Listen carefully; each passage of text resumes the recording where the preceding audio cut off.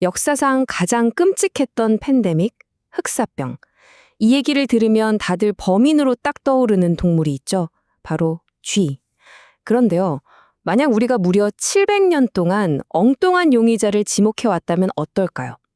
자, 오늘 이 아주 오래된 미제 사건 파일을 다시 열어서 인류 역사상 가장 어두운 페이지를 새로 한번 써보겠습니다.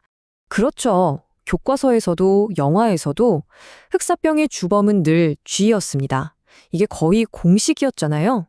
하지만 오늘 우리는 그 오래된 통념을 완전히 뒤집어버리는 아주 놀라운 과학적 증거들을 따라가 볼 겁니다. 과연 흑사병을 퍼뜨린 진짜 범인은 누구였을까요? 자, 그럼 본격적인 수사에 앞서서 먼저 사건 배경부터 간단히 짚어보죠. 14세기 유럽을 그야말로 초토화시켰던 그 익숙한 공포, 대재앙, 이 어떻게 시작됐는지부터 말입니다. 2,500만 명. 이게 무슨 숫자인지 감이 오시나요? 흑사병으로 목숨을 잃은 최소한의 숫자입니다. 당시 유럽 인구 3명 중에 1명이 사망한 거예요. 불과 4년 만에.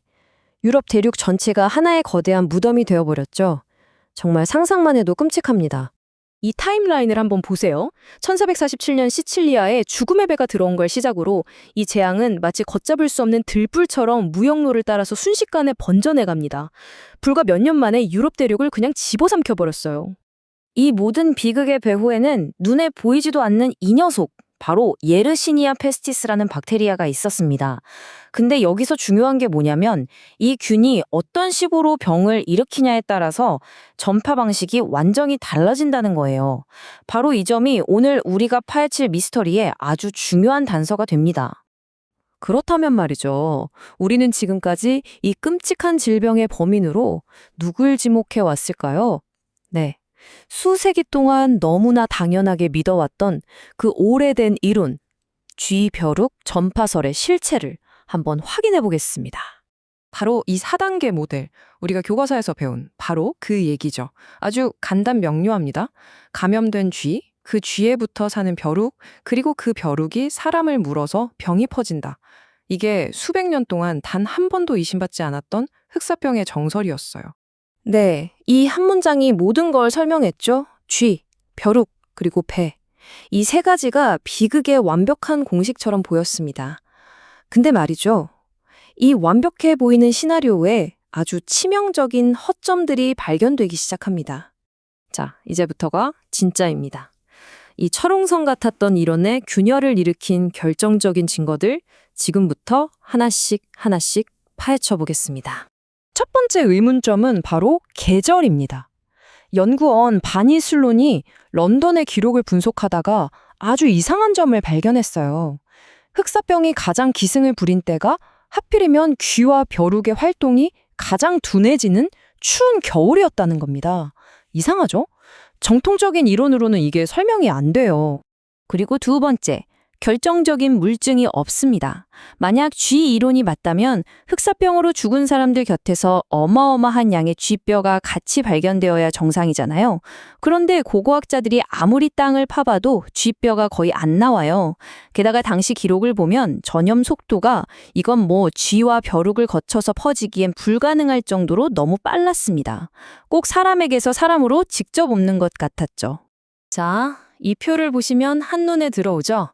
기존 이론과 새로운 증거들이 완전히 충돌하고 있습니다.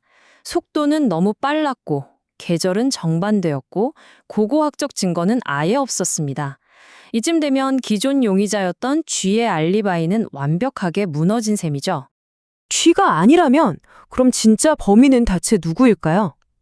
자, 이제 사건은 완전히 새로운 국면으로 접어듭니다. 현대 과학 수사가 이 오래된 미스터리를 어떻게 해결했는지 그 결정적인 순간을 지금부터 함께 보시죠. 오슬로 대학의 연구팀이 아주 기발한 방법을 썼습니다. 타임머신을 탈 수는 없으니까 대신 컴퓨터 시뮬레이션을 돌려본 거예요. 당시의 사망률 기록 같은 역사 데이터를 몽땅 집어넣어서 가상으로 흑사병을 재현해 본 거죠. 자, 그래서 용해선상에 오른 세 후보는 이렇습니다. 첫째, 전통적인 범인인 쥐벼룩. 둘째, 공기를 통해서 직접 전파되는 펫페스트. 그리고 마지막 세 번째가 아주 중요한데요. 바로 사람의 몸과 옷에 기생하는 이와 벼룩이었습니다. 시뮬레이션 결과는 정말 충격적이었습니다. 수많은 테스트를 거쳤는데 연구 대상이었던 9개 도시 중에 7곳에서 실제 역사 기록과 정말 소름 돋을 정도로 똑같이 맞아떨어지는 전파 모델이 딱 하나가 나온 거예요. 진범은 바로 인간 기생충이었습니다. 쥐가 아니었어요. 당시 사람들의 위생 상태가 좋지 않았으니까 몸이나 옷에 이와 벼룩이 흔했거든요. 바로 이 녀석들이 사람에게서 사람으로 직접 질병을 옮기는 주된 매개체였다는 결론이 나온 겁니다. 연구를 이끌었던 스탠세스 교수의 설명이 이 미스터리의 마지막 퍼즐 조각을 딱 맞춰줍니다. 쥐라는 중간 단계를 거치지 않았기 때문에 흑사병이 그토록 빠르고 파괴적으로 퍼져나갈 수 있었다는 거죠. 결국 범인은 멀리 있지 않았습니다. 바로 우리 인간, 그리고 우리 몸에 기생하던 존재들이었던 겁니다. 자, 이렇게 700년간의 오해가 풀렸습니다. 그런데 이 역사 속 탐정 이야기가 단순히 범인이 쥐가 아니었구나 하고 끝나는 게 아닙니다. 이 사건은 오늘날을 사는 우리에게 아주 중요한 질문을 던지고 있어요. 이건 그냥 역사책 몇 줄 고치는 수준의 이야기가 아니에요.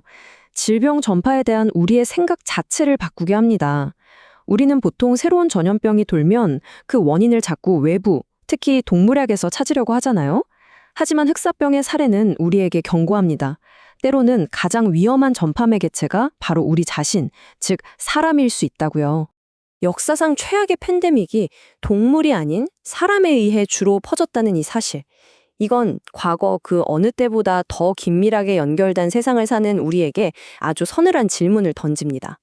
우리가 정말 경계해야 할 것은 과연 외부에 알려지지 않은 위협일까요? 아니면 우리 자신일까요? 여러분의 생각은 어떠신가요?